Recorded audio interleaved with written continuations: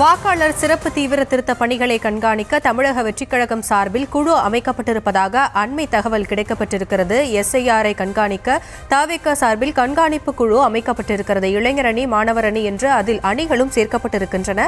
விவரங்களோடு இணைகிறார் நம்முடைய செய்தியாளர் ஜெரி. விவரங்களை வழங்கலாம். வணக்கம். எஸ்ஐஆர் தொடர்பாக பொதுமக்களுக்கு உதவுவதற்காகவும் தமிழக வெற்றிக் கழகத்தின் தேர்தல் பணிகளை கண்காணிப்பதற்காகவும் மாவட்ட வாரியாக 17 பேர் கொண்ட சிறப்பு குழு ஒன்றை தமிழக வெற்றிக் கழகம் அமைத்திருக்கிறது.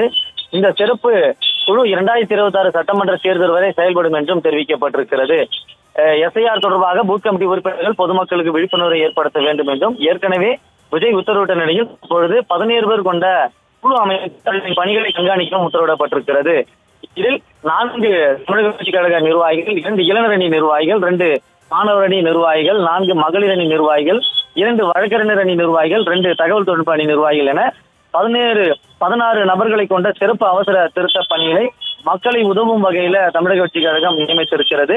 அதற்கான பணிகளை விரைவில் மேற்கொள்ளவும் விஜய் உத்தரவிட்டதாகவும் தகவல் வெளியாகி இருக்கிறது. நாடு முழுவதும் எஸ்ஐஆரை எதிர்த்து கண்டன ஆர்ப்பாட்டங்களும் முழக்கங்களும் எழும்பி வரக்கூடிய சூழல் தான் தமிழக வெற்றிக் கழகமும் எஸ்ஐஆரை எதிர்த்து அறிக்கையை வெளியிட்டுக் கொண்டிருக்கிறது. இந்த சூழலில் தான் 16 பேர் கொண்ட சிறப்பு அவசர திருத்த பணிகளை மேற்கொள்ள குழுவையும் தமிழக வெற்றிக் கழகம் நியமித்திருக்கிறது.